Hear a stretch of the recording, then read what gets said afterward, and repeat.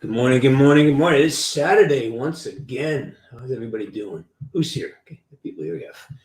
Magna Foxy is here. Very dead. Don't stop telling me. Don't need no man. Lakota Warrior. Good morning, good morning. Hey, Stephen Gonzalez. I just did something I vowed never to do. That is, I just microwaved my coffee because it got cold. So my Sarge's Corner coffee mug, which you get, but you can get these if you want. I think they still sell them there somewhere. MVP, how we doing? Chicken Nugget, how you doing, guys? Let me try it. It's hot. It's horrible. It's truck stop coffee. It's terrible. It's terrible. You can't microwave coffee. You just can't nuke it. Can't. All right. Let's see. Who else we got? Let me fix my screen. I got a whole new setup here at the studio. I got these two really great Benk B&Q screens. These monitors is like it's the stuff that the A kids use to make video games with. Yeah, you got lucky and scored a couple of these. Beaner, how you doing, Bean? It's been a while. What are you up to, Priscilla? No, man, I don't do Starbucks at all. No way. Can't do Starbucks. It's more light. What's that? The good light? Yeah. Liam George. How you doing, Liam George? Tyler Kemp. Good morning. Good morning. Yeah, Fox, you woke up. Oh, this is just freaking brutal. Oh, my God. I'm going to have to take a break and cook some coffee later on. Let's see. So what's going on with the week, everybody? I've been doing way too much, paying too much attention to politics, and it's made me miserable. Yeah. So that's my. Oh, Beaner, I'm sorry, honey. Hey, well, we're going to miss Teddy. You're going to miss Teddy. But remember something. Teddy had you. And what a great life that dog had. Whenever I lose a critter, I always try to remember just how good, you something about having an animal. If you really love your animal, when they go, you miss them. But you got to remember just how good they had it. Yeah. Because you gave them their life. You gave them your life. I mean, think about the things you didn't do because you had to go and take care of your dog, right? Think how much money you had to spend just because you had to get your dog taken care of. We do look after our animals pretty well. Yeah, it's cold here. Yeah, a little chilly. So yeah, sorry to hear that. Sorry, it's a big loss. I feel it for you.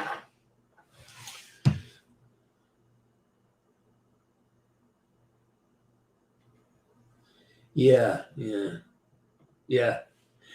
Well, I think if you gravitate to this channel, there's a part of you that is very compassionate and has. If you can't fall in love with a pet, with a dog, then or even your cat, which I'm a little less excited about, but I still love my kitties. There's something intrinsically wrong with you if you are unable to have that level of. There. Okay, that's better. I just fixed my screens here. Like I said, I got a whole new setup here at the studio, like all new monitors, and so I spent the morning just rewiring everything. I'm in the middle of I'm finished writing everything. I've done all my rewrites. I did a recording session this summer, and I wasn't happy with my musicianship or with some of the the structures of the song. You listen to, and sometimes you got to invest your time and energy to see where something needs to be improved. And that's kind of what happened for me last summer. Is I spent a whole bunch of time and money trying to record a few things and being like, you know what, let's get this. I'm just fucking babbling here.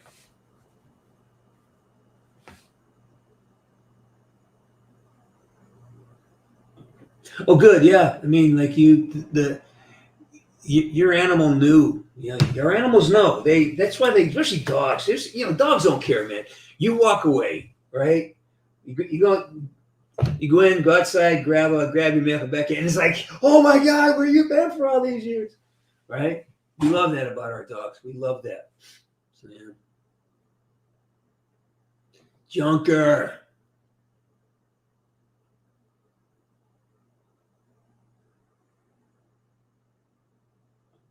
Oh, I love that. I love that. I love that you do that. Yeah, we love our critters. It's a good thing. Good thing.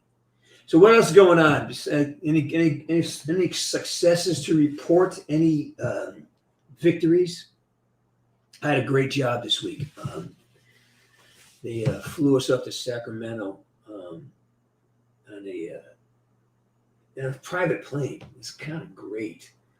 I can get used to that. Yeah. I literally drove up, and they let me drive right up to the plane.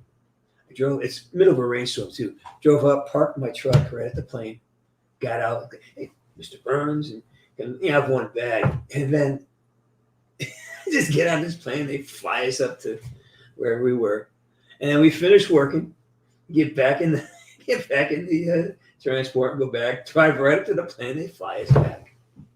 There's only one weird moment on the way back. We had some turbulence. And then this is like a 12-seater, but it was one of these luxury private product, and we had some turbulence, and then that's when you feel you're in a small plane. It's just wobbling and bouncing. I go, oh crap. Anyways.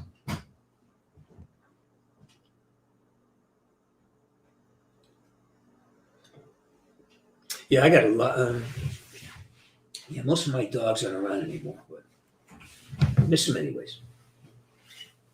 Yeah. So any news? Any other news besides talking about the puppies and the thing? Should I go on the internet and see what's going on out there? Yes, there shouldn't.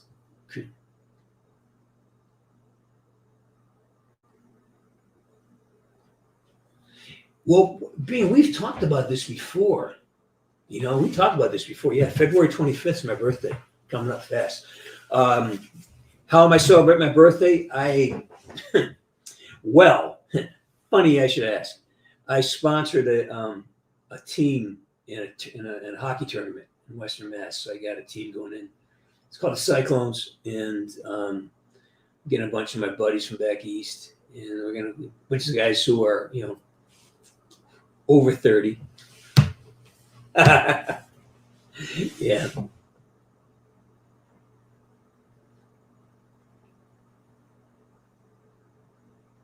Yeah, we a couple of years ago, actually, when you first started coming on the show, we had the same exact conversation. Yeah. Hey, Bolt, how you doing? Good morning. Good morning. Charlie Palmer, you passed your driving test? It doesn't matter, man. You know what? You did it. You buckled up and you got it done. You pushed through and you got it done. Congratulations. Well done, Charlie Palmer. Well done. Love it.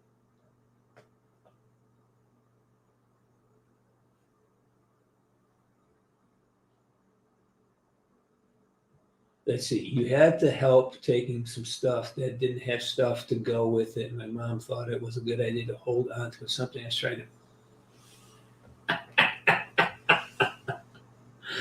All right. Sure. Been there, done that. No, I've been up since since 5. That's probably why I'm looking this way. No, I've been setting up. I've been here. I was up late last night. I had to rewire my entire studio this morning. And I think it's also the light. We've changed the light in here. I've changed I'm schizophrenic. Yeah, I changed the light in here, so I have I'm sitting facing a window that I can now change the lights. So yeah, it looks like, and I think it's the high definition, the new cameras, and think I'm just tired. Yep. Long night, crazy night. H, how you doing, H? Hell yeah. I don't know what that means. So yeah, yeah. Good night. What did I do yesterday? I did something yesterday. Yeah. No.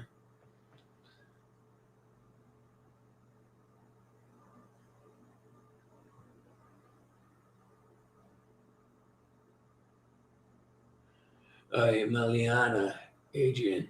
What does it feel like? Well, first of all, I'm not really a voice actor per se. I'm a guy who did a voice. I say that not in false humility, but the fact that I know voice acting. I know guys who, and it's acting. Acting is acting. It's not like it's a different skill. You're just using a different tool in your toolkit. Guys like Nolan North and Fred Tescador and Troy Baker, these guys are voice actors. These guys are just magicians. They can do so many different things. I do not possess that particular skill. I do. Yeah, I mean, you meet me, you figure out, oh, he's not really acting that much. He's just hit his mark of saying his line, you know? So that's what that is. But thanks for asking.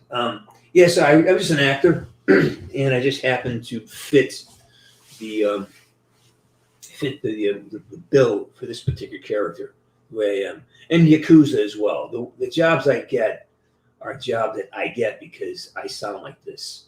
Again, like there's guys out there who actually can change your voice. They can do so many things that you just don't recognize. You know, they're a lot of plasticity.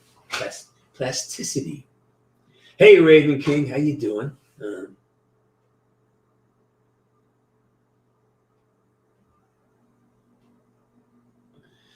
There's a lot going on the Texas border. Sarge's take on the war is breaking up. Okay, my take on the border. I rarely do I insult people, or do I? You know, I always think I don't like when people call Biden names. You know, like people call them. There's a lot of talk show hosts. People have respected their people who are intelligent and educated and they respect their opinions. They start calling each other names. They call them poopy pants, and I don't talk about the policies. Don't call Trump an orangutan or orange man. Talk about the policies. Talk about the accomplishments. Talk about things that are working or are working. But this character insulting somebody because of the way they look or their age, it's a sign of weakness. Now, that being said, I believe Biden just stood up and fucking lied. I think he just lied. He's sitting there, at any point in time, he could shut the border down. He used an executive order. Trump did it. Other people have done it. At any point in time, he could just say, hey, he can tell the border patrol to stop pulling the wire fence up and let and stop letting people in. And stop fucking with Texas. Leave Texas alone. Like they're taking care of the border. Why are you going to have your guys? It's like you're starting a civil war. It shouldn't happen. And to sit there, I think he was just being disingenuous, saying, well, I need more power to shut it down, and they won't give me you have the power right now. It's called an executive order. It's been you pulled off all the protections that were in place. Like the minute you got in office, you shut down the pipeline, you opened the borders, you did all these things, and now you have no power because that fucking bill they want to get, that's another $117 billion for the Ukraine. And it's like I just don't know. Again, in all this, I've done this in California. There is this hotel that some people are staying at. They've been here for 7 months. It's like $500 a night, and they get fed. And we have, again, there's things that are happening that are making sense to me right now. So that's you got me revved up. So that's my take on the border. I have two schools of thought about the Middle East. One is there are people who are in control. It's almost too laid out perfectly for this. Because now you have this perception that there's this large, powerful faction in the Muslim world. I'm not saying Muslim, in the Muslim world, that has this idea of death to America. They want to destroy Sharia law and destroy Western culture. And I think that's real. And I think at some point we got to step. Okay, no, that's not going to happen. But yeah, are we with this border process, open border situation? We don't know who's coming into the country. We have no idea.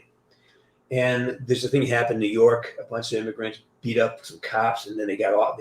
They were allowed to walk. I mean, there's things happening. And again, these are isolated, and I don't know how pervasive they are. But at the same time, I'm like, all right, how do I discern my information? How do I look at information, understand what's really happening? You can't, because it's all curated.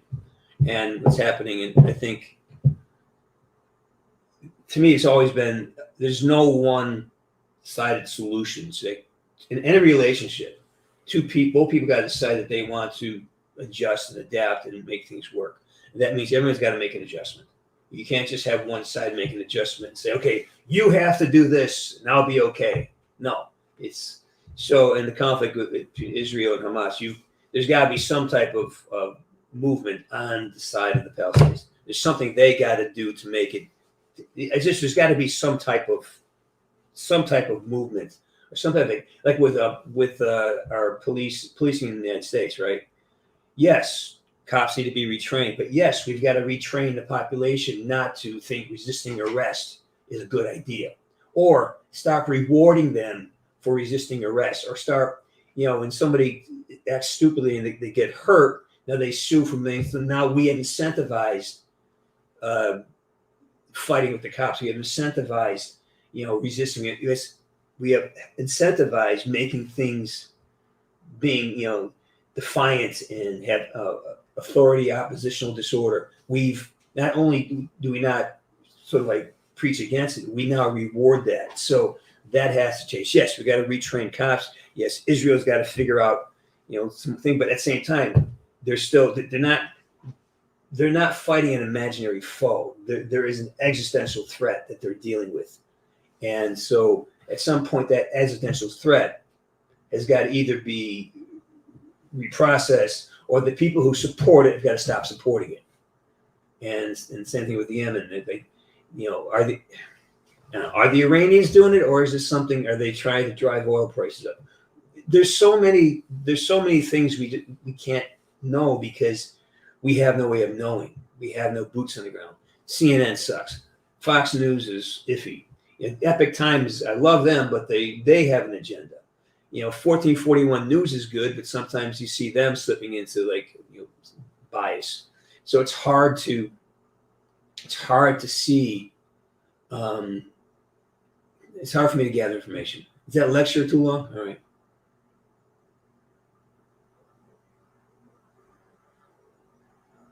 La Lisa. Hey, Count Orlock. How you doing? Kyle T. Ville. Hey, baby. Yeah, Kyle, it's like, and now they're trying to eradicate small farms. Now they're trying, what the fuck is going on? What? It's like, there's some really strange ideas about how to correct the global warming, which I believe exists. Now, the source of that is my contention. Like, what's the idiot Thornburg there, Greta? She sits there, she yells at the Europe and the Americans, but she hasn't done anything to talk to the Chinese or the Indians or the South Americans, where these are emerging economies that are burning fossil fuels, mostly coal, for energy. Well, that's more the issue. I mean, the air hasn't been this great in California. I remember back when it was like Beijing, it used to be you couldn't breathe the air. Now, like, it's air quality is really quite good here in California and New York City. So we've taken our measures, but the rest of the emerging, and again, you can't blame them, because they want to join the modern economy, want to join, modern society, and that takes energy. So that's and are you going to deny them cheap energy? So they start, like the Amazon, they're burning wood. China's burning coal. I mean,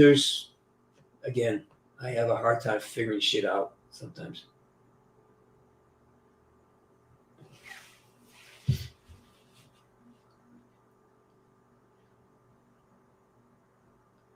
It wouldn't be one. There'd be a bunch.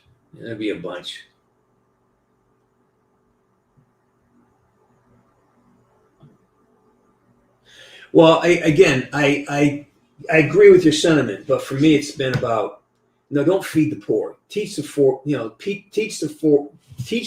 Teach those who can't provide for themselves skills so they can provide for themselves.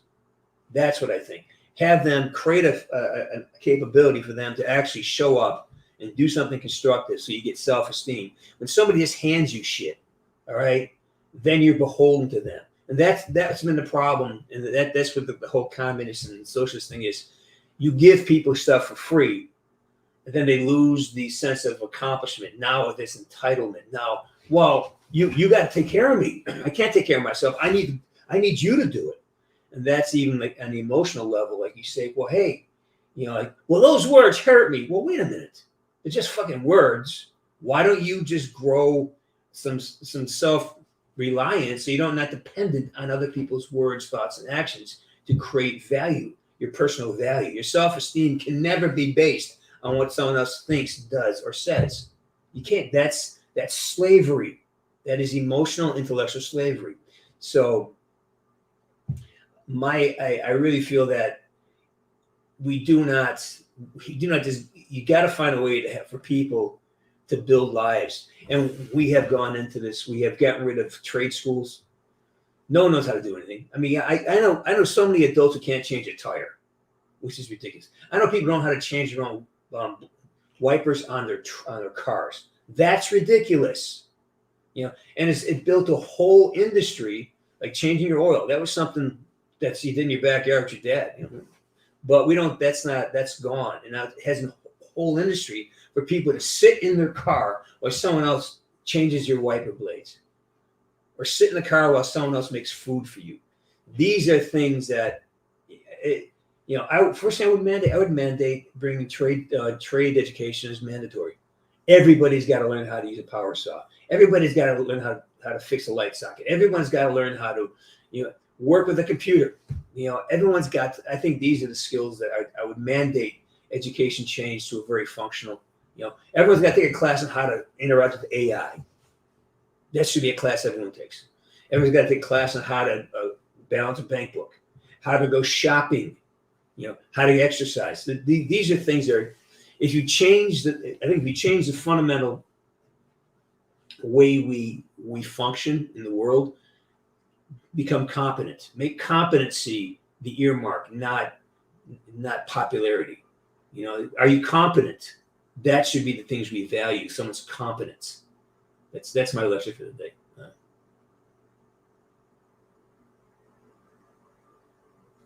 Well, Teddy, go take care of yourself. You're loved. You're embraced.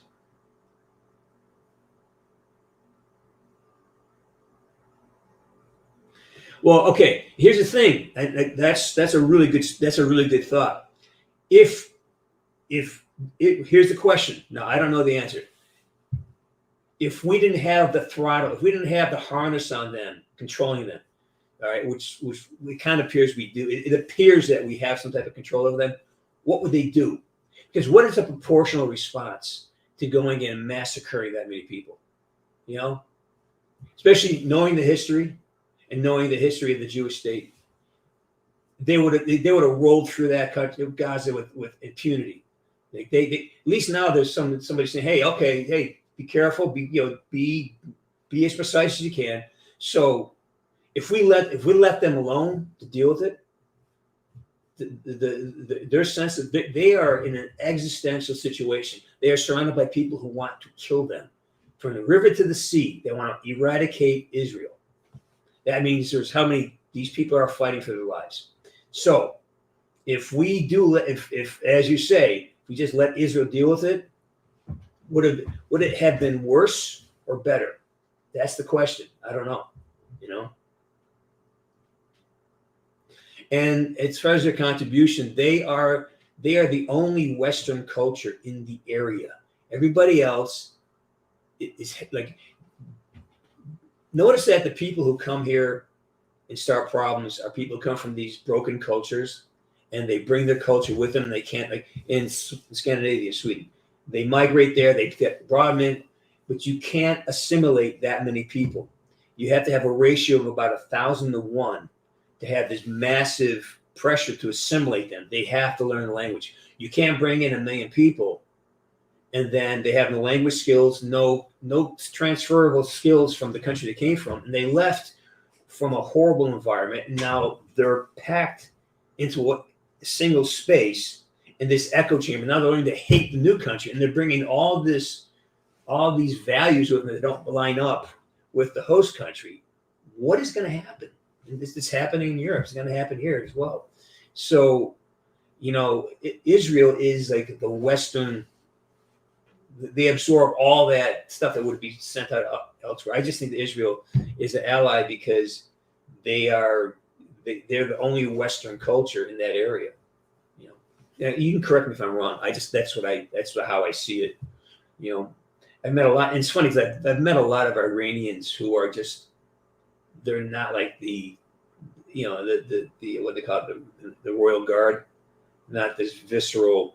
They're like cool, they're really cool. They're educated, they're artistic, they're funny, they like to dance, they like to eat. They're very similar to the Europeans, but there's other part of it. So what's the real Iran? What's the real conflict? Do Iranians walk around, planning the death of every American? I don't think so. I think they walk around trying to figure out how to, find a wife or get what they're going to have for dinner. So I think there's a lot that we've got to understand. But again, my question is, if we took our hands off the wheel, what would happen? Anything good? I don't know.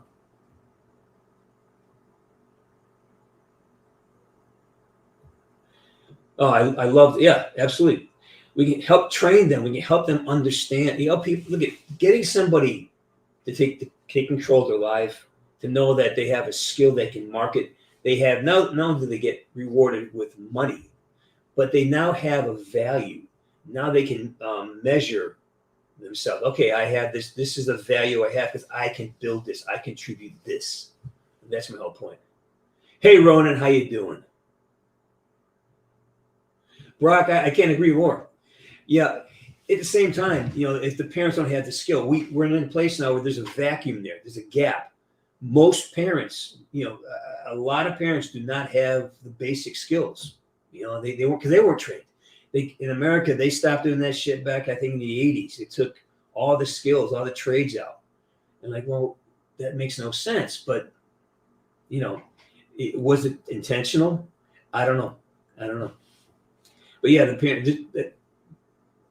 I think that goes without saying, getting parents to be more involved, because everybody I know who's had a dad who's involved in their life does pretty well. Yeah. Why? Wait, the conversation too intense for you, Freya? Hey, Jackal. Good morning. Good morning.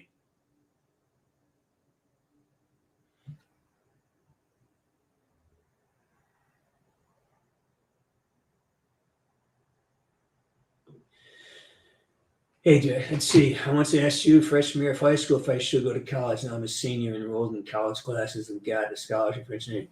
So the answer is, what was my answer? I think my answer would have been something like, go to college because you know what you want to do. Don't go there because you're trying to you don't go to college to find yourself.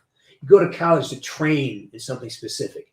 If you're going to college just to experiment or look around, go for a hike, man. Go, get a ticket and go walk across India. But don't go to school so somebody can fill your empty brain with nonsense. Don't go there to learn to rewrite history or reconfigure. It's like, that's ridiculous. What people go to school for now is just fucking ridiculous. Something. An engineer, boom, you'll have a job the rest of your life. If you're an EE or an ME, you'll have a job the rest of your life. And if you're a computer engineer, a software engineer, then you're really going to have opportunities. But I love what you did. I hope that's what the advice I gave you was to figure out what you like, start working on it in high school, and then once you figure out what you want to do, go get advanced education on that skill set. And it seems to me you did that. So I'm humbled, man. I'm honored to be in your presence. Thank you. Hey, Narks, how you doing, man? Hey, Narks, we got to talk about Darwin, all right? Something happened. I got to call me when you get a chance. Yeah.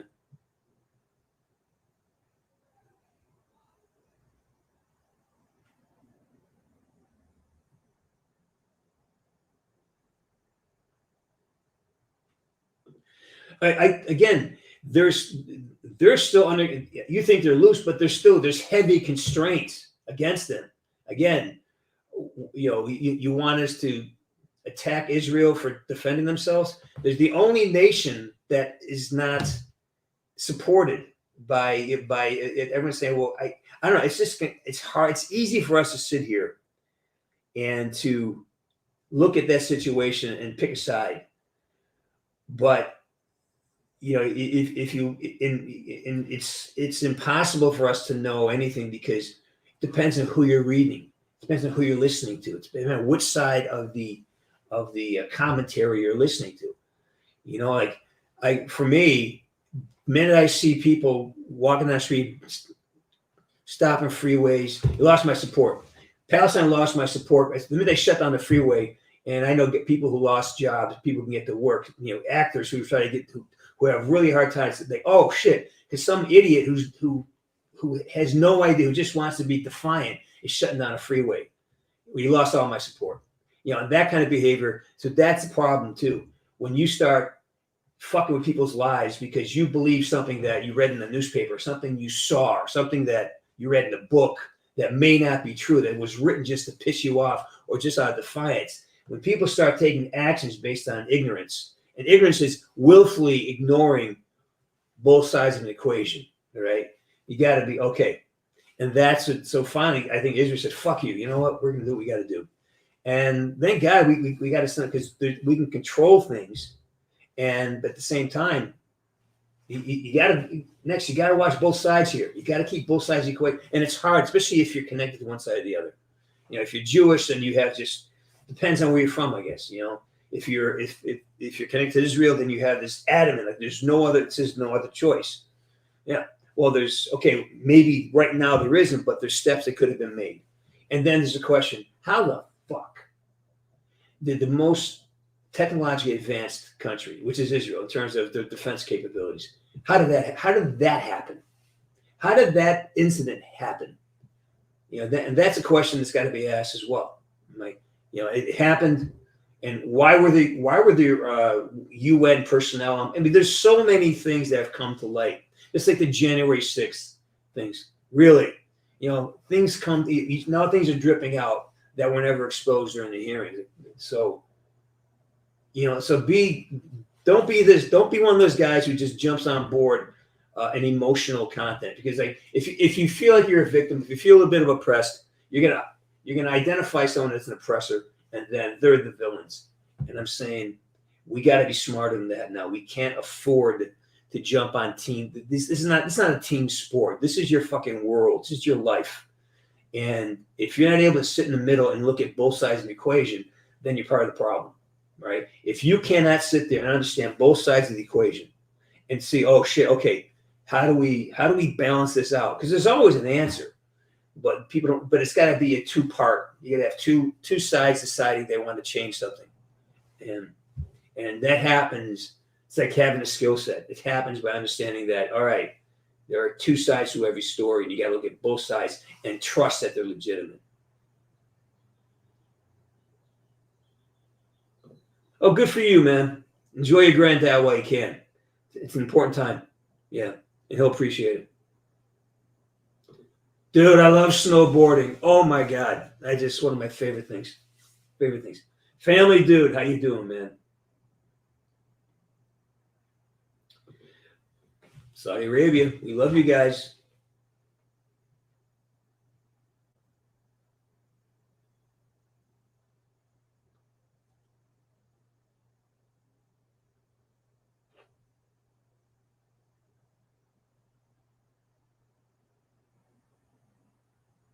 Ronan, I mean, you're pointing out things that are kind of obvious, but a lot of people just hate him. I mean, there's a visceral hatred for that guy.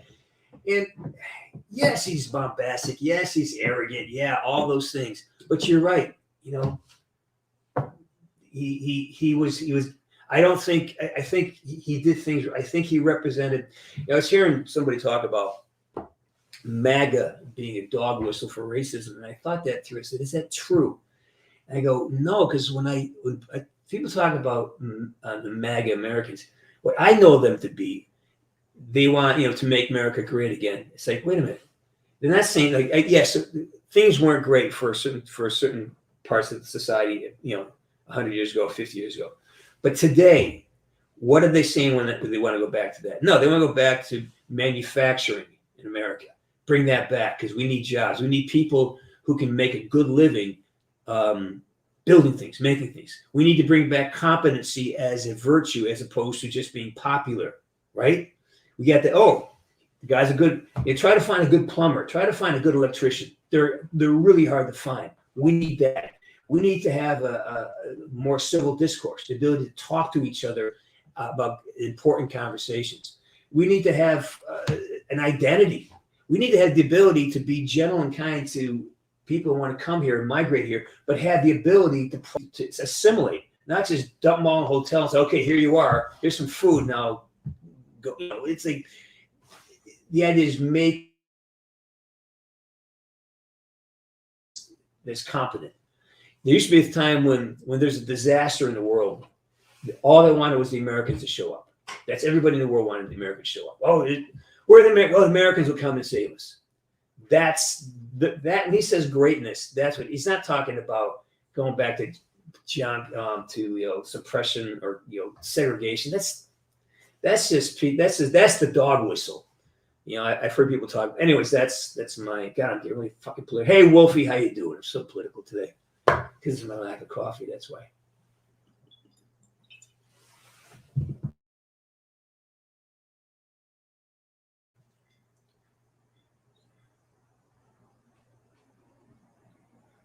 I know. It's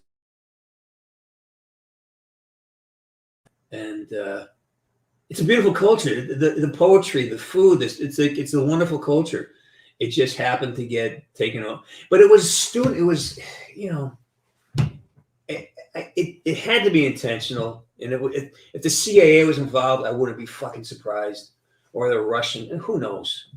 Like, how do people who are so disruptive get to be so popular? And our colleges here, we're teaching everybody being taught just to hate America as it is. The very thing that allows them to hate the country, the very things that are in place that allows them to say that, they're trying to destroy. It's like being on a bridge. It's like being on a branch, right? On a tree, and you got a saw, and you're cutting off the branch that you're sitting on. That's what it's like, and that's what I think happened in Iran when the Ayatollah took over. I agree, 100%. Yeah, 100%. Am I really behind the?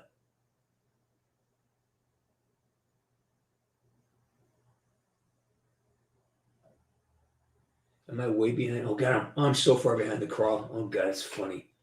All right, I'll catch up. Hey, Michelle. Good morning. Good morning.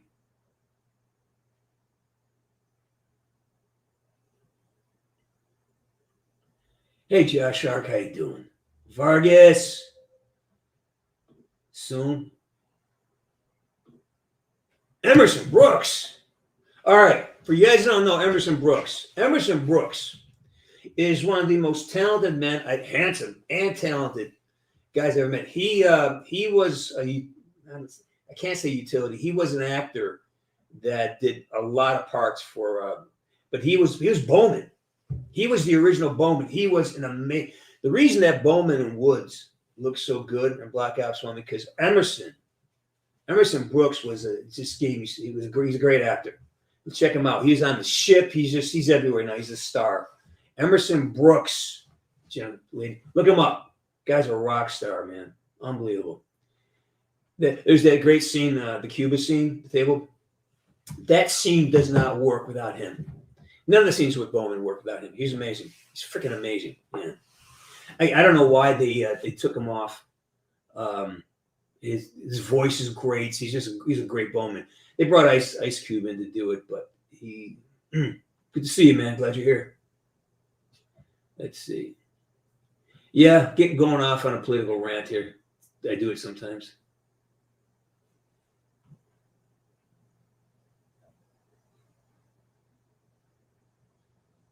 Vargas.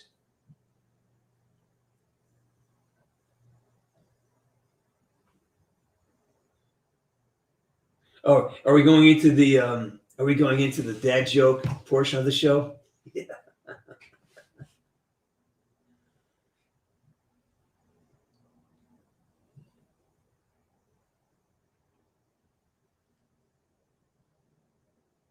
So where's it leaving off? All right.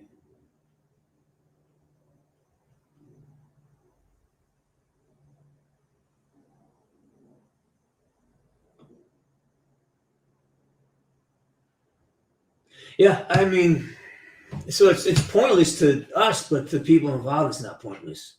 You understand? It's like people, people who are involved they believe in it. That's why they're going to war for it.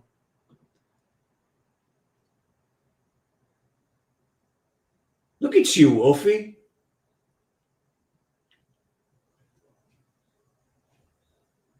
Yeah, look at you, pal. I saw that. Yes, I heard that. They found it going off some island in the Pacific, right? And they said they found it and it was perfectly placed as if she landed it there. So it makes you wonder what happened to them. Was it with the Cook Islands? Yeah. Think about those days, though. I mean, that was. I often think back to. I try to think. Remember, context is everything. We can't take our context and apply it to somebody who lived 100 years ago, or especially 300 or 400 years ago. I mean, that was one thing. There's no GPS. The maps weren't great either because we had no real mapping system other than guys on boats going on coastlines. So it really was she's flying blind, because we had no satellites. There's nothing there. She's like flying on a compass. What a you know in our day and age, it's just a crazy ballsy thing to do. But back then, it was like, oh, it's adventure. You grew up with adventure. Well, she started flying when she was like 13 or 14. We started life a lot sooner, a couple hundred years ago. Like when you're 12, 13, you're pretty much out of the house going out to start building a life. You had a lot more. You grew up because there's no distractions. We're kind of like, I say retarded in the sense, not in an insult, but we're not really. We do not. We're kind of delayed our growth. Like when you're back 1700s, if you're 10, 11, 12 years old, you've already been doing chores for 5, 6 years. You already learned how to do things. You already take care of horses, fix things, working in the kitchen, chop wood, carry water kind of stuff. Because there's very little entertainment other than a Bible reading or going to hear somebody speak on a weekend or something. So have somebody get in a plane and fly around the world without anything but a compass. But then you go back to somebody like people who, Columbus. Some people hate Columbus, but fine. But dude, you jump on a boat, and the prevailing attitude is, oh, the Earth is flat. You go a certain distance, and you go right off the edge, like a waterfall. That was the main thought of what the Earth was like. It was this flat thing, and you kept going. It's like a big waterfall, and you just fall off and go to nowhere. So to go off and sail off the horizon and just stay like the Vikings did it too. The freaking Vikings. How did they get to England from Scandinavia? How did they figure that out? Coastline, all these things. Yeah, I look back at we have it really good now, really easy. Things are easy.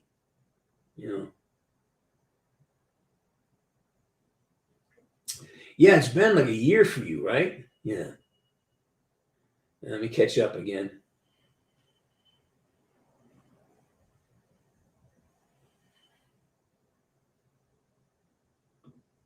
Yeah, I mean, going back to Emerson, absolutely. Yeah, that was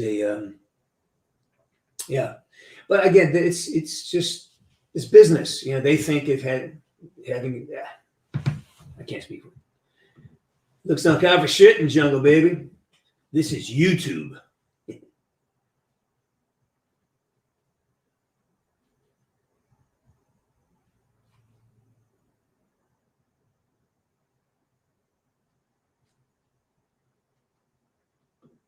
I'll tell you, that's awful.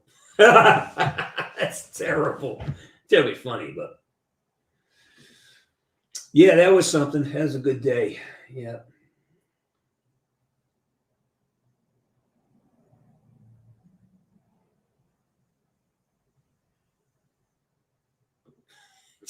Here we go.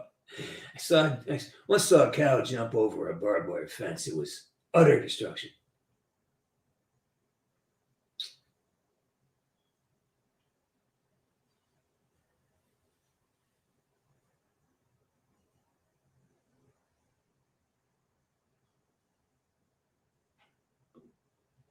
What am I reading now? I'll tell you what I'm reading. Um, reading this. Read this. And, okay, so I got two things I'm reading. I found this, I got this back, so I'm trying to finish this. It's called Sapiens. And then I'm rereading the James Altucher book called Skip the Line. So that's what I'm working on right now. Plus, I got a couple classes I'm taking. Trying to learn how to program drums more efficiently, so I'm taking a class. Yeah. Bob Donald. Great question. I'm afraid of the pain that could possibly cause death. I'm afraid of a horrible death. If I pass away in my sleep, I guess I wouldn't care. But what I'm afraid of is because I've seen so many movies and death is so associated with just horrible, agonizing pain, or just a horrible moment, or like just being so incapacitated that I'm just I'm laying there like a vegetable. That scares me. Going, leaving this. I don't know. I can't. I don't know what that's about, but I just know the circumstances surrounding expiration scare me. Yeah, bother me. It's not scary. It bother me.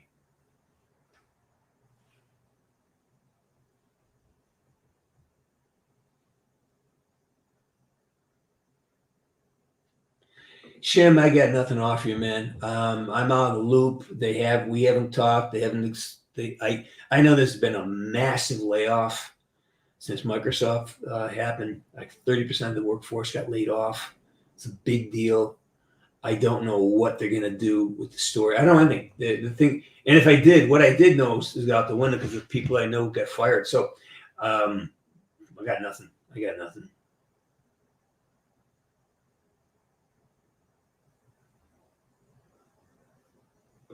I think we all have. Yeah, I've felt things like that. I've seen some weird shit. Yeah, absolutely. Kemp, get to work, man. Get to work. That's great.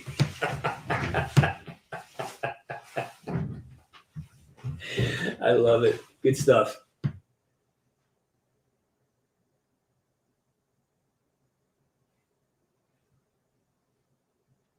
Yeah, that's great. You slept at a haunted house? Yeah. Yeah.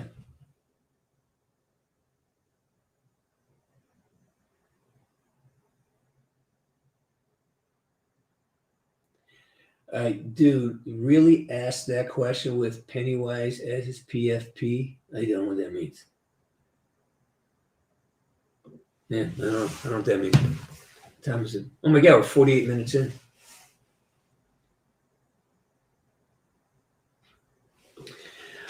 I don't know, man. I don't really think of that way. I just look at opportunities that come to me and then accept them or I don't accept them. I don't really go out there hustling anymore. I've lost that edge, which is kind of good for me. Um, I think I was up for Red Dead Redemption or Red Dead Redemption, whatever it is. I was up for that. That would have been a fun role. And I was also up for Last of Us. So those were the two roles I would have enjoyed doing, and Walking Dead. So yeah.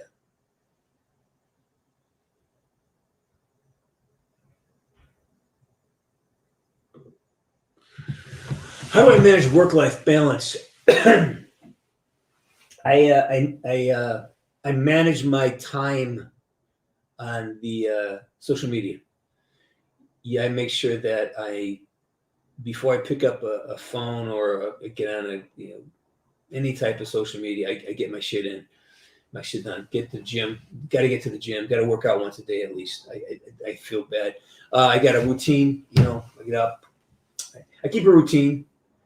Try to keep my skills intact. I try to keep my fitness intact. Fitness of mind, fitness of body, fitness of spirit. Keep doing all those things at once. And then in this business, you kind of get hired for who you are.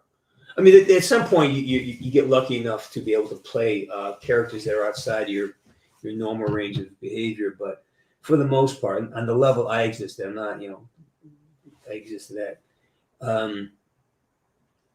That's a privilege I don't get to have. So they hire you a lot because you're an instant read. You feel like the part, and because you have that look or that instant read, that's how you get. So being here, and most guys who are good actors have a good skill set. And Tom Cruise has got a great skill set. I mean, most guys I know who do action have been athletes. So you carry your confidence carries over from your capabilities, your ability to be competent. Are you good at something? And that carries over into. They like to hire people. Like they hire a lot of soldiers now, real actual veterans, to say, are you a combat veteran? So that happens a lot. I hope that helps. So I drifted off to another conversation, but I manage work-life balance with discipline and awareness that if I miss a day, I could destroy everything I built over the last year. So don't miss a day.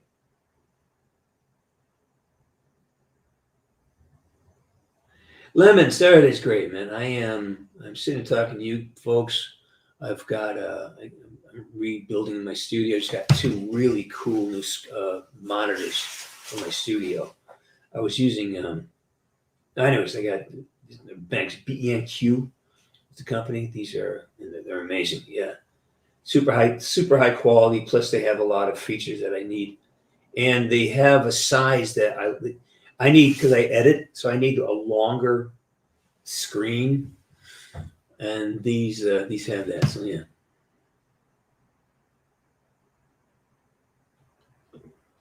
Yeah, Kamar passed on Christmas Eve. He's a great guy.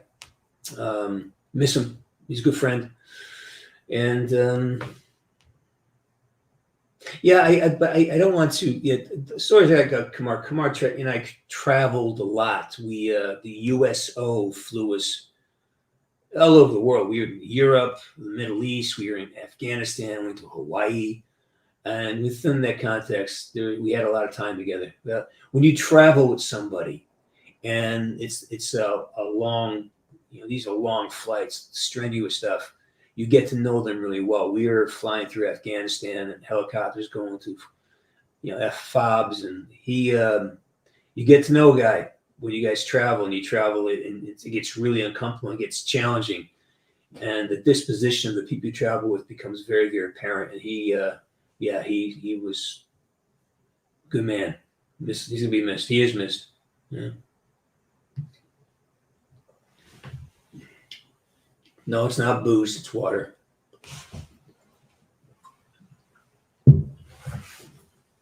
What else I got going on? Yeah, the studio's a mess. Because I pulled all this wiring out, and I got this other workspace over here to my right. So I have to just get everything cleaned up. It's that time, man. Got to make some moves. Emma Fitz. You woke your dog? Yeah.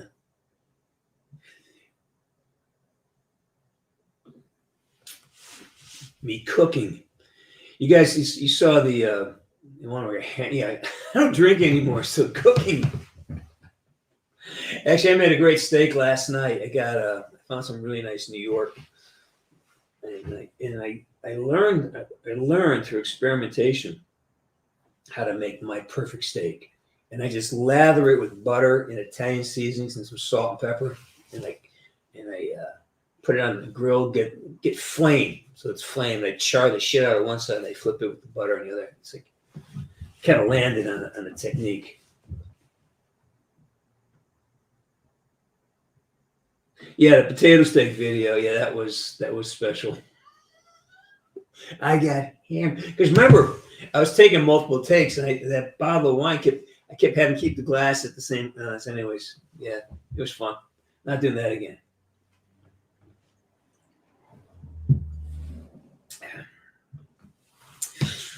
As much as I love Patrick Mahomes, I think he's an amazing athlete. I think he's good for football. I want to see Brock Purdy be successful. I want to see that, and that whole crew up there. They deserve. They're gonna be a good game. I want Brock Purdy to get one, and I want Christian McCaffrey because he's such an anomaly. There's so many. You only hear about the guys who do stupid shit. Or you really do hear about the really good guys in the sport. I mean, there's a lot of them, and you never get to hear of them. And he just seems like a good guy. And George Kittle, he's due. I mean, again, there's just a lot of guys, and Fred Warner. I mean, these are guys who I want them to have success. It's like I wanted Josh Allen to have success because he just seems like a really decent guy. You see him with him and his dad, and just that's what you want. I support the characters now, as opposed to the teams.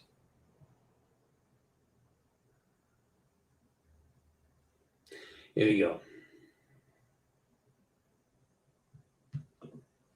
When it comes to acting, what roles do you like? Would you? I play mostly villains.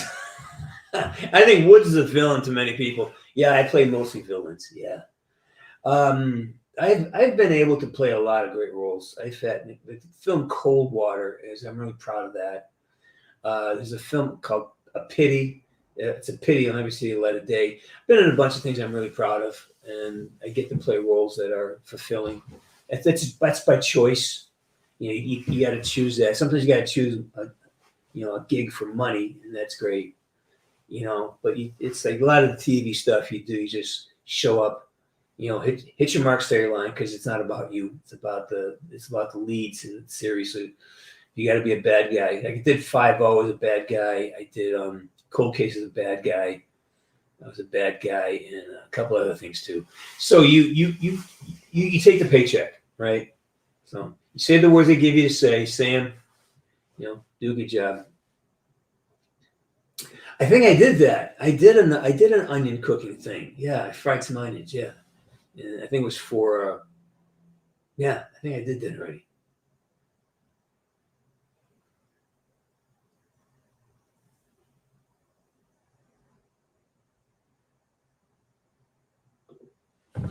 A couple times. Absolutely. Yeah.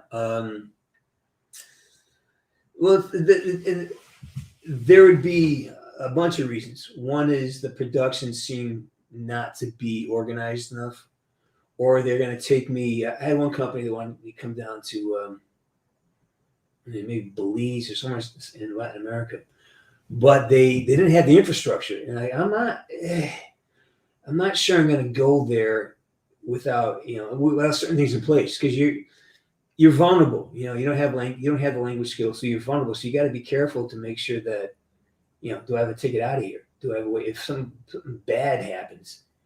And if sometimes you have people who not organized. And then I had an opportunity to work in Mexico, and they wanted me to they had a strange way of getting down there, almost like bypassing certain things. And I'm like, no, you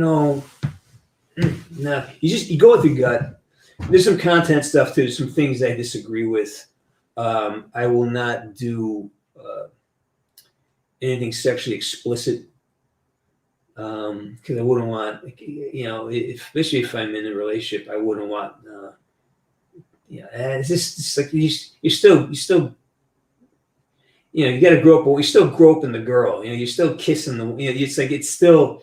we had this idea of actors. Oh, it's just acting. Well, yeah, but not to the people who were around. So it's just for me. It's I just it just lacks integrity for me. For other people, they have no problem doing it. I don't judge that, but for me, so yeah. So it's the content, and sometimes you just know that the people running it, these kind of people. All right, I got to deal with that now. No, so yeah, plenty. I probably said a lot without answering your question. Sorry about that. All right, would I ever go back to the if the situation was right? If they asked, I would definitely be open to talking about it. Absolutely.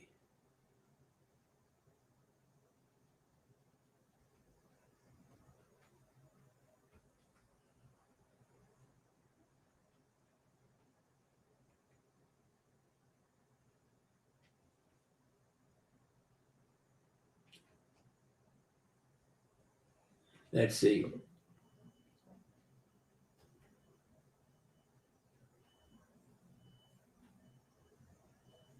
Thank you, family dude. Appreciate that. Proud of that work, man. I really am. That was, that was. I can say I'm proud of that. Yeah.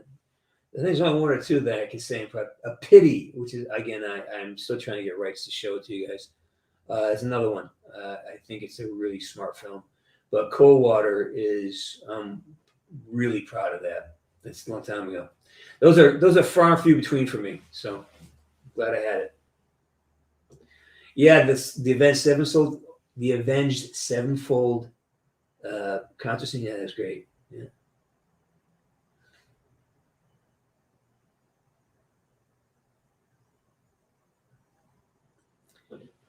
Chibo Hut.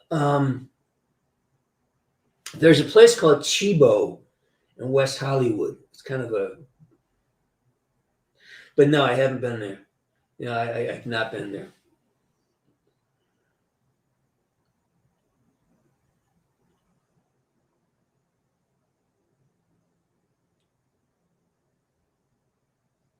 My favorite wood skin. My favorite wood skin is what's my favorite wood skin? I don't know. Maybe Christmas with a Christmas sweater. Yeah.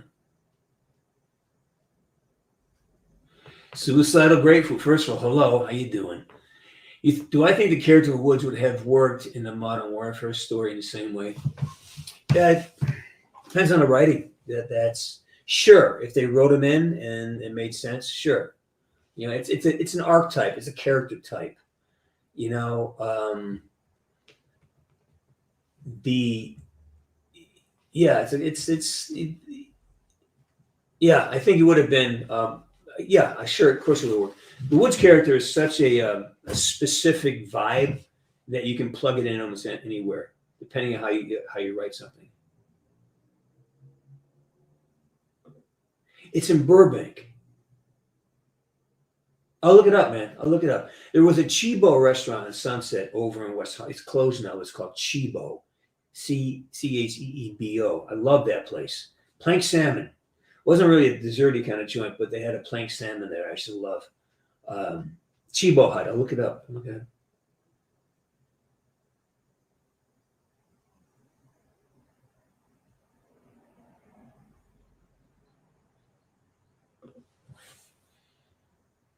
Um, I don't remember that. So that was almost 10 years ago. So yeah, maybe I don't know. I don't remember. I don't know what you're talking. I don't know the circumstance you're talking about. But let me think about it. See that I love the mistletoe on the belt. I love that.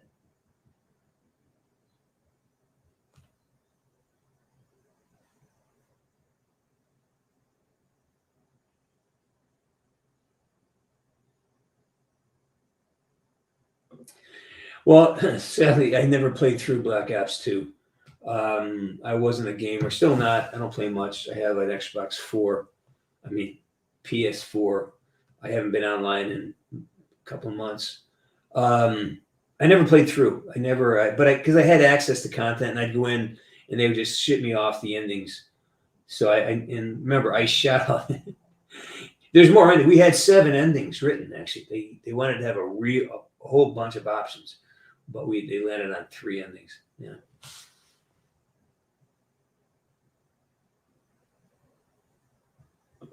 No beans to spill. Just, I don't even remember how that came about. I can't remember. So no beans to spill.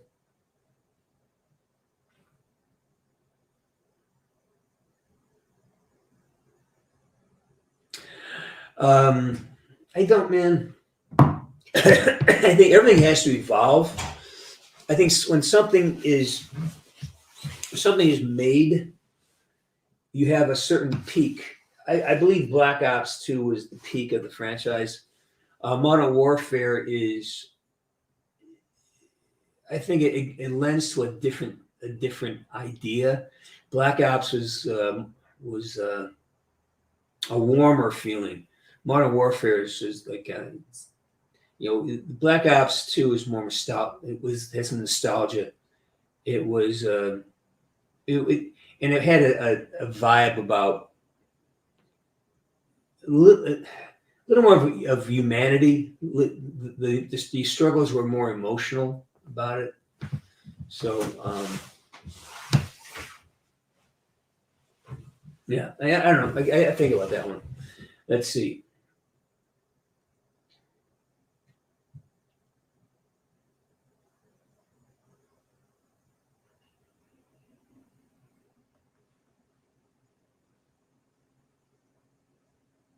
Oh, thanks, Teddy. Yeah, hey, if you haven't, like and subscribe. Go over James C. Burns on Instagram. Like and subscribe there. Appreciate it.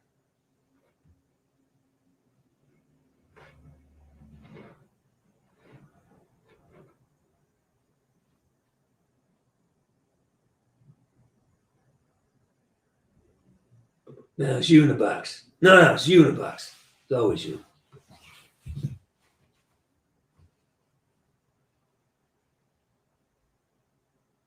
Well, that's true though. I mean, I don't know anybody who's left from the original team from Black Ops. I don't know anybody.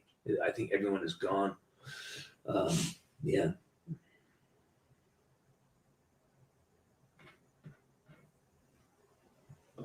So you're talking about a guy named Andrew Hawks, kind of a really great actor. He got credit for the motion capture, but I never met Sam Worthington. I never met Ed Harris or any of the guys who played. Was it Mason? Ask me about Mason Hudson.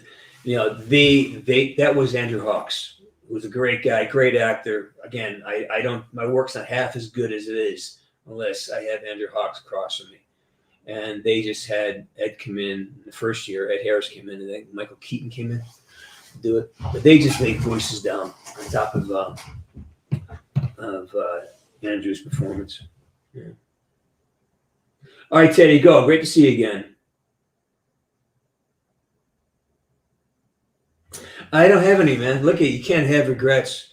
Here's the thing: a regret means you're going back and you're extrapolating what could if you had a time machine and you could travel, to the past. You still don't know. I'm sure one day there'll be some type of computer that could extrapolate every possible variation that could happen from it if you change one thing. If a butterfly flaps its wings in China, does it change the weather in America? That kind of thing. That's no philosophy. I think if I had the ability to go back and change something, I wouldn't waste my time. If I had a machine that could predict the outcome of one single change, I wouldn't waste my time going backwards. Because you can't change anything. I would use that machine to extrapolate the future. What happens next if I do this? So the regret is a waste of time. Stop it. Just regret is something that it serves no purpose. It just perpetuates something you can't change and perpetuates whatever you're going through. So try to work out of regret into, what did I learn and how can I be different? Do I want to be different?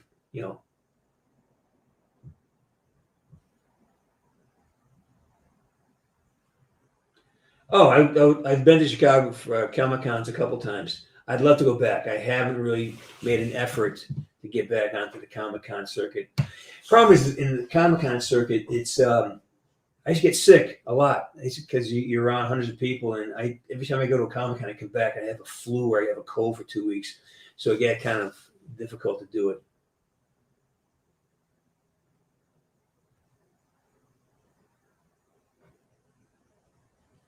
Well, Ronan, that's the thing. You got to look at why you didn't do it, and understand yourself. Is it fear or is it insight? And that's the only looking back. I look back for facts only, and I try to strip away the emotions around the facts because that's when I get really crazy. So I look backwards. If something is bothering me from the past, well, why is it bothering me? Do I? Again, it's a going back and putting attention on the past is hard. If you want to leave India, get the fuck out.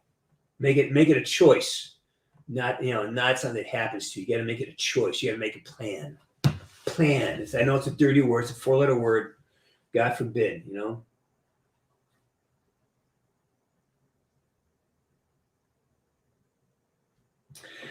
Yes, that was Kamar. He passed away recently. Yeah, I miss him. He's a good man. Yes, I did know him.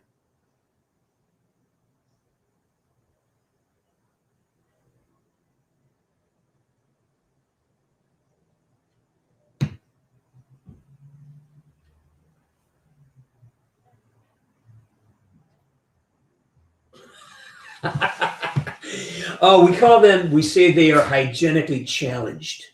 We have some hygienically challenged individuals here. Yeah, there's some folks show up. You're like, oh boy, you have not been out of the basement in a while, have you? And well, you treat them like everybody else, man. Because without you guys, I do not exist. And you know what? It's never it never is hard to be nice to somebody. It's just as hard. It takes just as much energy and effort to be cruel as it does to be kind. So be kind. You know.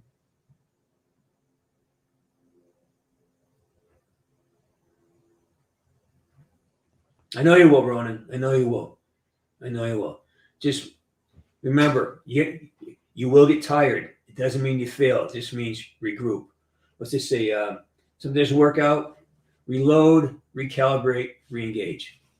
The 3 R's: reload, recalibrate, reengage.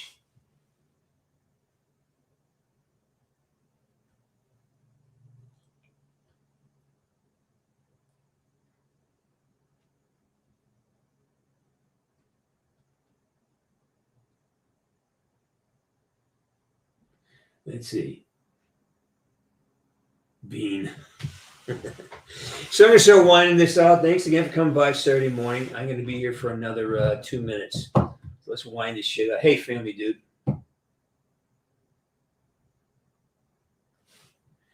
Dude, I didn't see it. I didn't ignore you. Let's see. Remember, I'm going through this feed here, and I get so far behind. So I talk, I just zip through it. So I do miss things. I'm not ignoring you. I never ignore you people unless you're doing stupid shit. Yeah. Again, if somebody offered me the opportunity, I would do it. It's not something I'm pursuing. I have so many. I only have so much time during the day. So the things I have there in front of me that I do, and then there's things I want to get done, and I have to start going out there and recruiting and marketing things. So that'd be like trying to be a model or something. It's a whole other career. People do that for a living. So if somebody offered me an audiobook, yes, I would do it.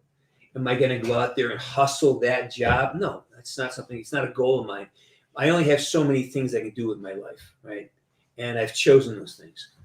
These things that pop up, I will, as long as it doesn't interfere with my momentum, I would definitely do that. Do you understand? But audiobooks, that narrating, that's an actual profession, and there's people who do that on a regular basis.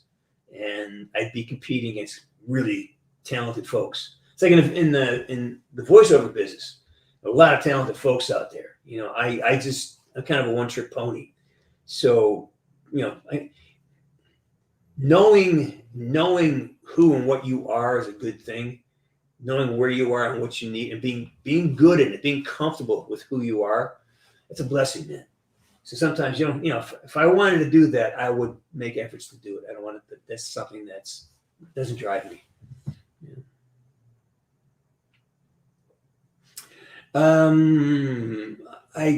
Outbreak, man. I'm just an outbreak dude. I love outbreak. That's all I got to say. I know it's not part of that world, but outbreak.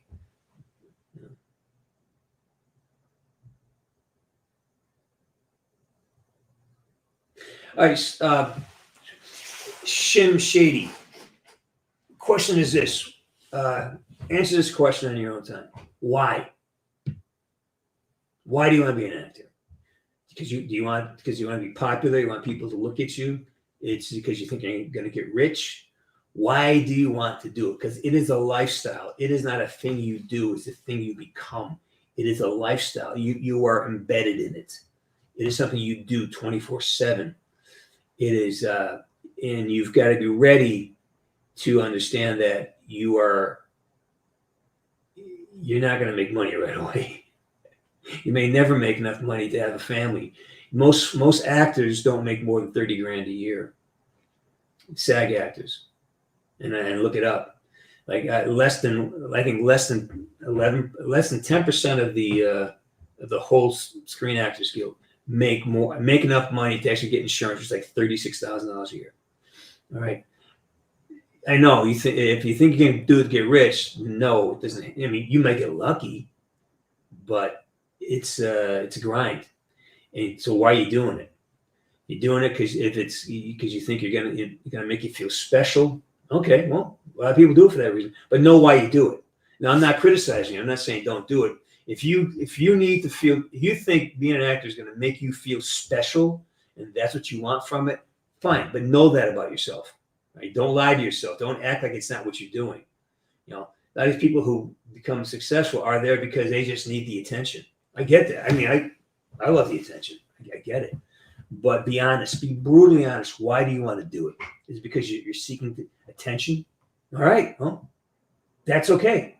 That's fine. All right. Is it because you want it? Whatever it is, whatever the figure out what it is, and then commit to it. Don't judge yourself for it.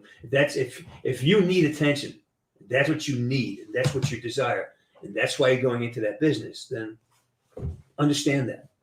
Yeah. And Em, how you doing? Hey, guess what? Does your dad want to play in a hockey tournament? I need players for my my Masters tournament in Massachusetts in March. Let me know. Oh, the Burn Notice guys are great. Yeah, they're great. That was my very first primetime real job. That was it, man. That was the very first primetime job I ever had, and I had to hustle that one. I mean, I was hustling. I was doing everything in my arsenal to get that gig. But yeah, that was great. It's my first time I saw myself. Oh, I can do this. Not only can I do it, but I can play in this. I can play in this league. It's a great job for me. Yeah. Brock Maggiano. Is it Maggiano or Maggiano? Yeah. I did. I actually read for his role. Yeah, the role of the lead guy. Didn't get it, of course, but yeah, I read for that role, so I knew about it. And it was a huge series. It was like popular. I mean, it was Burn Notice was everywhere. It was like a hit series. So you couldn't not see Burn Notice. It's everywhere. It's like the shows that become like mainstream popular shows. And there's one of the first, I think it was it TNT? It's one of the first back before the internet hit us, right? You had CBS, ABC, and NBC, and then you had like these other up and like TNT, and it was one of the first shows that became popular. That was on a not major network or a subsidiary network. I can't remember what it was though. It might have been TNT. So it's a little bit groundbreaking. Yeah.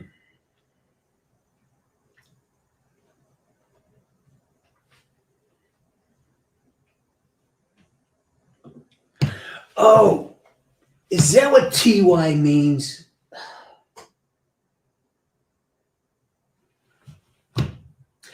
I've been getting some TYs, and I have no idea what I thought. What the fuck does TY mean? Thank you, for God's sakes.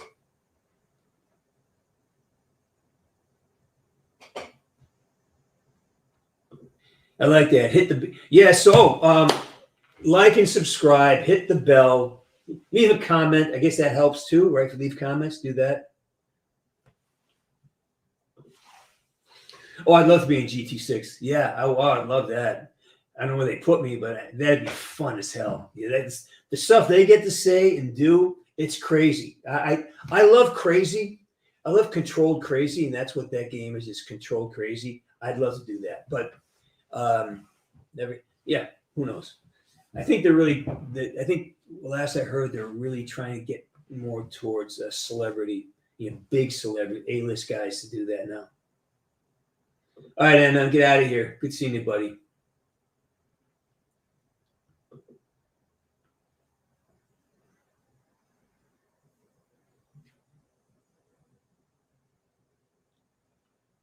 Let's see, did I miss anything good here?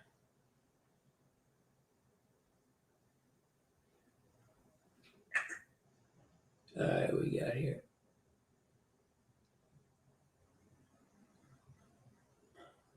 Well, all right. I guess I'm up here. The Shining. The Shining, yeah, The Shining. That's The Shining. That's just, yeah, it's a little crazy. Ian Luke Production. Would I have any tips for someone who wants to go to LA and pursue a career as a director? Different job, I know. Sure. Well, first of all, don't think that actors and directors have different jobs. We don't. Your job is to present your point of view and solve problems. That's what directors do. Directors solve problems. Yeah. So they're a dime a dozen.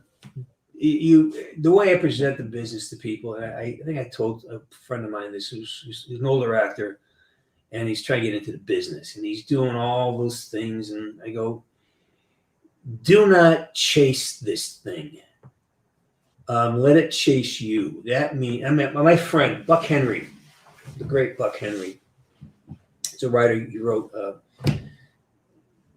Heaven Can Wait. He wrote the Graduate. He was just a brilliant writer. He's not Saturday Night Live. He's just Buck Henry. He's getting smart. Catch-22. What's up? He's done just. He's just won Oscars and shit. He's dead now, but he's a good friend. And he always told me when I first started in business, he said to me, "Look, we had this weekly breakfast thing. Him and all these old guys who are in the industry. I got to be friends with. He says, you just do good work. You don't worry about all the striding and the grabbing. Just do good work. Just do good work." So my advice to you is do good work. If you're good at it, if you have a talent, and it will people will want you, and that's when it's right. You go out there and start pitching and striding.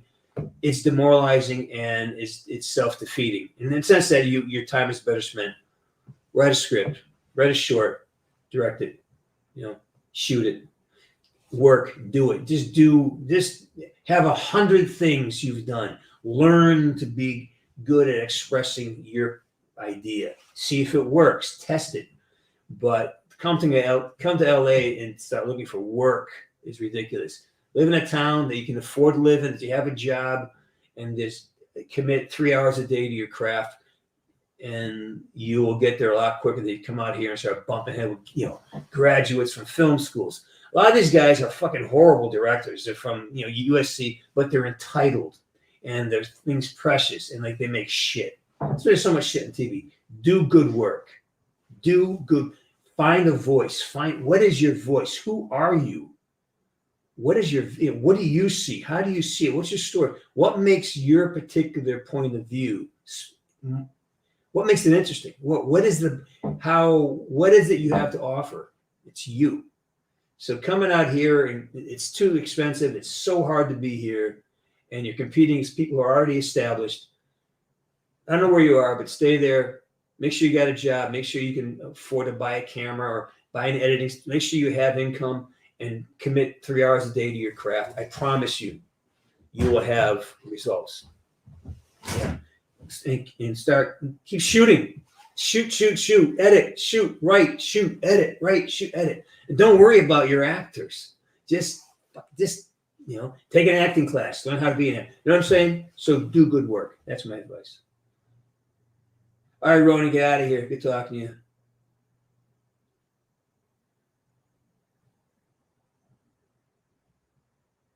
I did. Carl Weathers passed. Yeah, he's iconic.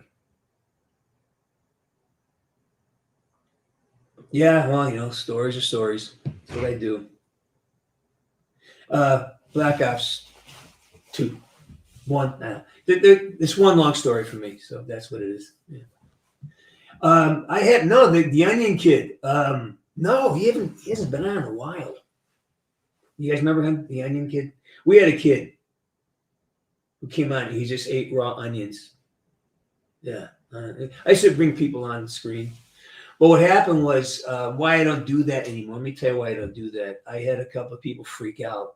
I mean, literally, I got sued by this one fucking dude because he was so panicked that he was on screen that and he just panicked and well, yeah, but you're, and it's like the problem is in where we are now, someone can say something and that they'll sue you, and what it costs to defend yourself from or a frivolous lawsuit is ridiculous. It costs you just get a lawyer, get $15,000 just to do that.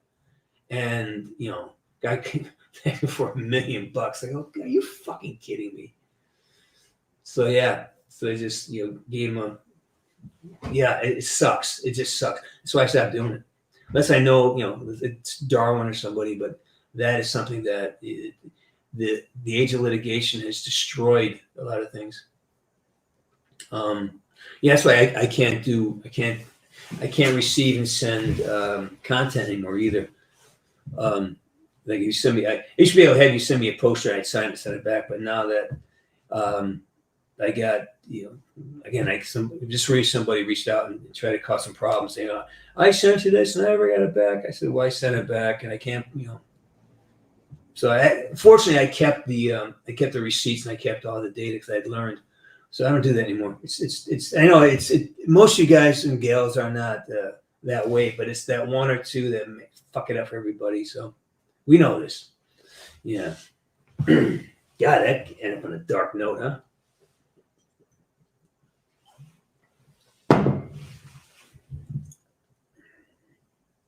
All right, so I think it's about time to head out. It's all right.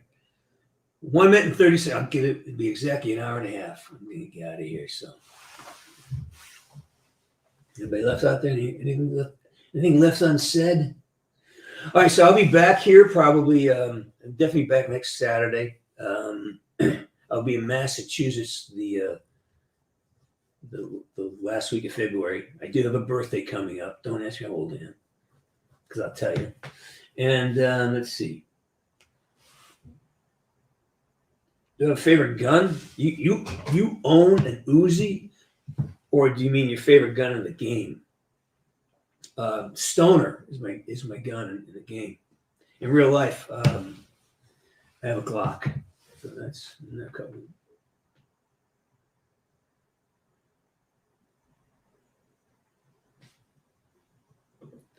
Really? I've been, because I'm connected to you guys, the Belgian, because I spent a lot of time and I know people there, and I have a friend. She's from Belgium, And it's crazy. What's going on with you folks is crazy. It's like, what the fuck is happening? It can't be this. Is it? Have people just fallen on some kind of crazy spell? I don't know. I don't know. Take care of yourself. Let's see. I sound like Woods. Good. There you go. Well, glad to hear that. I would love nothing. I would love nothing more than have somebody who came from this channel show. Hey, remember me? So go out there, make it happen, man. Become this thing. Become an entity. Become this thing that people want to seek out. And you just do that by just doing the work. Show up, write, shoot, edit, write, and just keep doing it over and over, hundreds of times. Write, shoot, keep refining and keep figuring out and asking opinions and hearing things and taking criticism and taking suggestions and keep experimenting and pushing. Fight for authenticity. Define what is authenticity to you. I would love nothing more than have you show up one day. Hey, remember me? Yeah, I am Woods.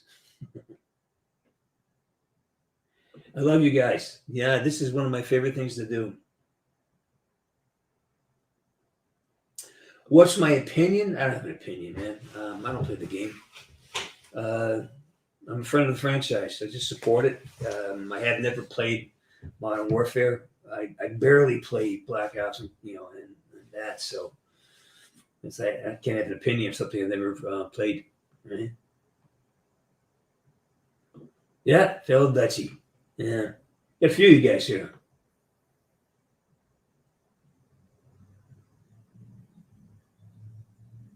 You saw? Oh my God, you saw that, Nick? Oh my goodness. Yeah, that was. My God, was it 2000? What? 2005? That was done. Yeah, I hadn't even moved to LA full time yet. Actually, I had. Yeah, I had. Actually, but that's a while ago. Wow. Where did you see that? Where did you see that? I have a copy of it, but I don't know if that's even online anymore, is it? I thought they took all that stuff down. Thanks, Nick. Yeah, I was playing Gary something, right? Ostensibly, in the story, I was the guy who got sucked into the engine in the first episode. That's the backstory of that guy, I think. I can't remember. That was almost 20 years ago. Fuck.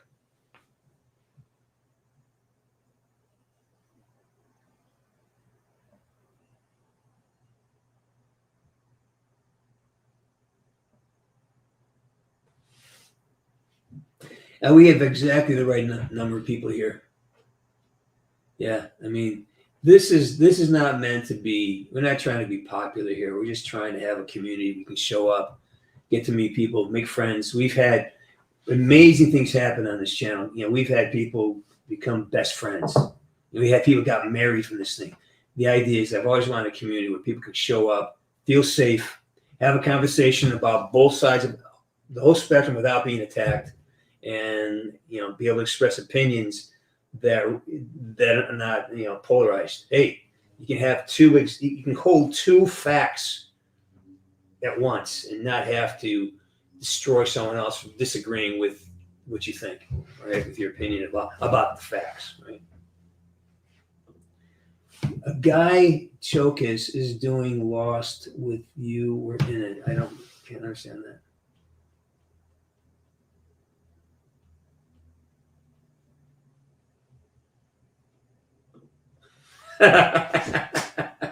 Yeah, well, believe me, I've had a few of those.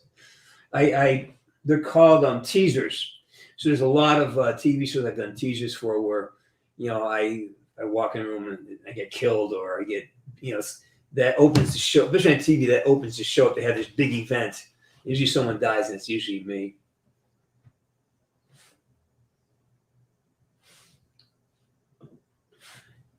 Oh, Emma, that's great. I love that. That's what I mean. The fact, and people come and go. I mean, there's been thousands and thousands. If everyone showed up for one show, you probably have probably 10,000 people watching easily. Oh, probably more than that from the last 6 years. Yeah, easily. But it's just, this is not meant to be a life. This is meant to be check in, go out there and do shit. Is there there's always a chance. Okay, there's you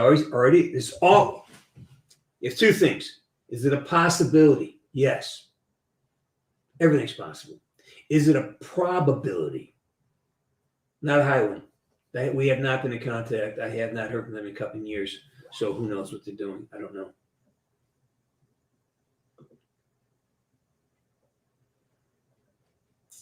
All right. I just blew past my my last exit point, huh? See, people keep showing up, and I keep wanting to. I gotta get to work too. I got stuff to do. I gotta get a workout in. All right, so I'll be back next Saturday. I may jump on midweek sometime, and what else? We got some more stuff to read here.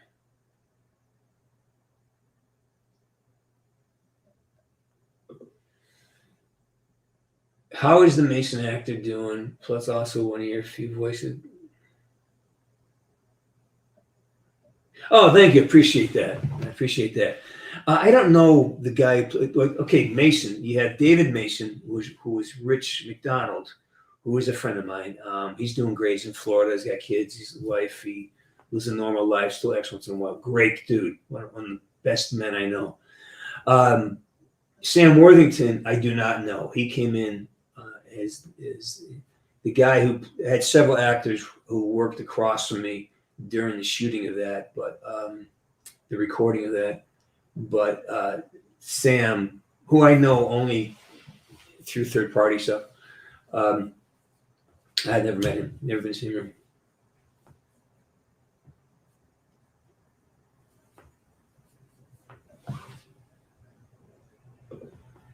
Yeah, I know. It is kind of a vibe, right? It's a Saturday morning vibe. My favorite song today is Pink Floyd, Comfortably Numb, Pink Floyd. Maybe that's my favorite song. Yeah, it could be it. I can listen to it 1,000 times, so that's probably my favorite song. Comfortably Numb by Pink Floyd.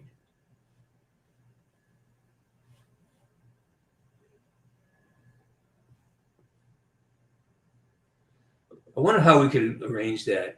Get all the woods people show up once. Yeah.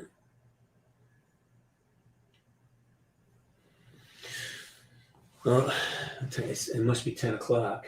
Yeah, I know it's 10:30 because I have a restaurant about 3 doors down, and they this is great. This is a great end this up, but the onions.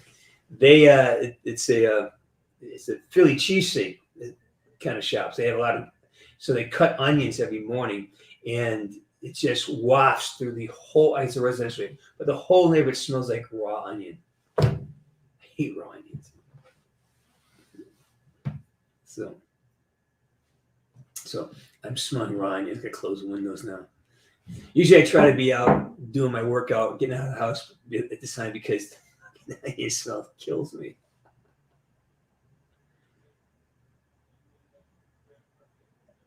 All right, let's see. What lines would you do for Woods and Black Ops co-work, or what would you change? That's a long conversation. Again, I had the privilege of knowing all this backstory because I wrote most of Wood's stuff. But Black Ops 2, I wrote it all. Black Ops 4, I wrote everything. I did a lot of improvisation and a lot of rewrites for Black Ops 1. So a lot of the stuff Woods was saying was organic to me. The word dipshit I'm from Western Mass. Calling someone a dipshit, that was our thing. So dipshit that word has got to come with a certain knowing. It's not just something you say. So they did a disservice to the other guy by not giving him, or not even calling me and say, hey, listen, can you help us rebuild this character? And yeah, we'd love to do it. Sure, I'm a friend of the franchise.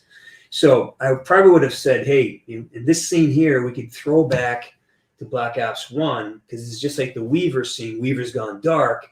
We could flip it around and call it, do something there. Or we could use this particular segment to pitch forward. So let's connect to Black Ops 2 by having, there are this connective tissue that I would have brought to it. So here, maybe we do this here. Because remember, in Black Ops 2, and the new guy didn't have that freedom. The directors had never, so they didn't really go off of what was there. They kind of had this whole standalone thing. And I think it's just unfortunate because you really could have connected Black Ops 1 and 2 and 4 kind of made this, really brought the thing together a lot closer. So that's the changes that would have happened if I were there. Steak, man. Ribeye, bone-in, tomahawk steak.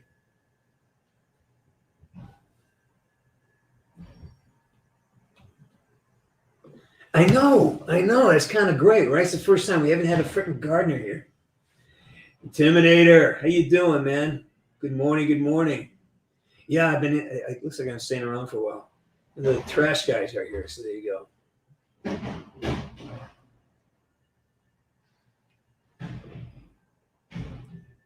Yeah, I'm getting hungry though. I think it's the onions.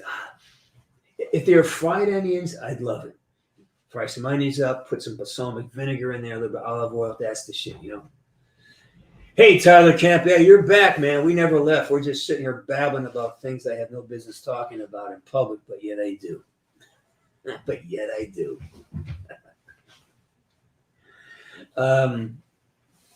Someone's asking me, what am I doing? I'm still working with a little bit with Deviation Games, doing a couple things for them.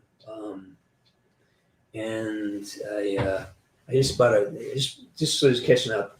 Yeah, I'm still working with Deviation Games. I just shot. I can't talk about it. I flew up to Sacramento on Thursday to shoot something. It's fun. It's great. Met a bunch of really good actors. I love meeting good actors and working with good actors, and that was great. It was really fun being flown. Drive by. Go to the private airport. You drive the truck right up to the airplane. I go, can I park it? Yeah, don't worry about it. I just parked it right there. It was great, and came back the same day. And although I got to say, too many onions.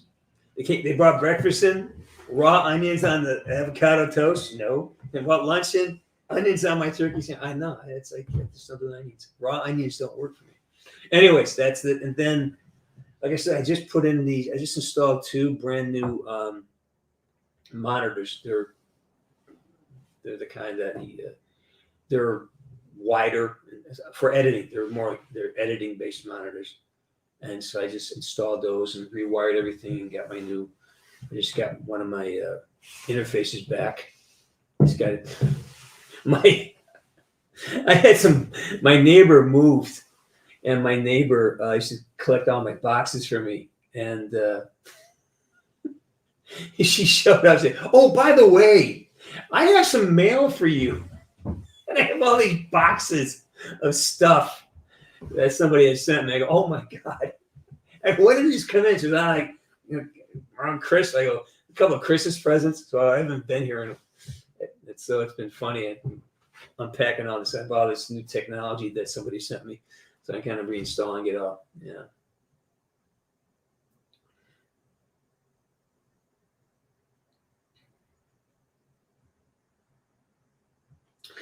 Dude, I think, I just set this stuff up. I got my PS4 here.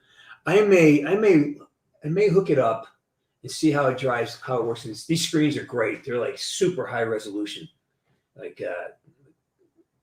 So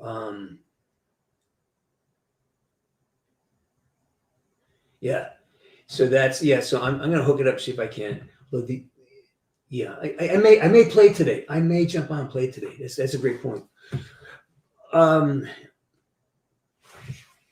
it's like important stuff. That's, it's personal stuff and it's technology and things. So I'm giving it away. Although, hey, I forgot to announce this. I got a signing coming up. I got a bunch of, I picked up a bunch of things So I'm going to have a signing for just next week. So keep a lookout for that. I'll be posting it. Doing cameos for Valentine's Day. Come over if you want to, if you're so inclined. And what else can I say to you guys? Yeah, that's it. So no, I'm not giving this stuff away. It's freezing in here. Let me turn the heat on. Yeah, so I will be live streaming soon. Once I get again. What's great about these monitors? I can slide them up and down.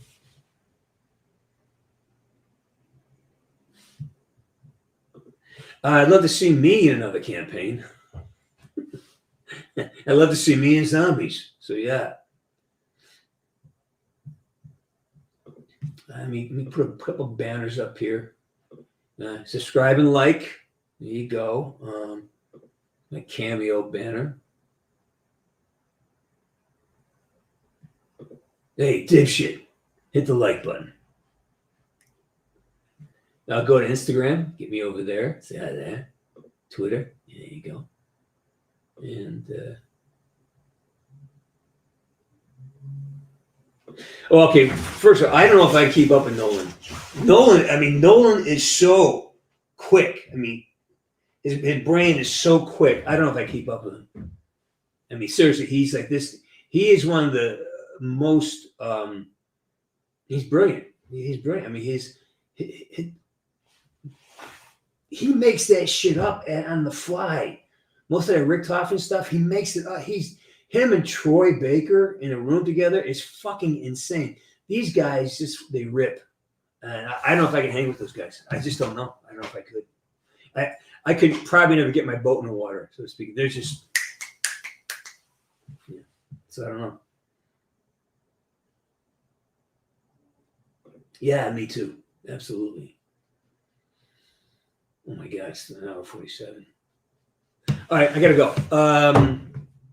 Awesome. Thanks for distracting me for a couple hours here. It's been a blast. And as we always say, yeah.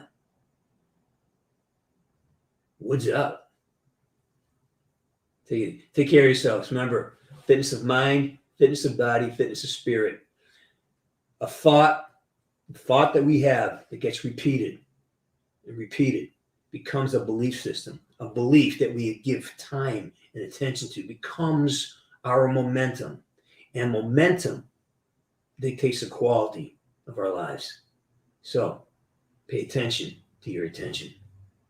Everybody, woods out.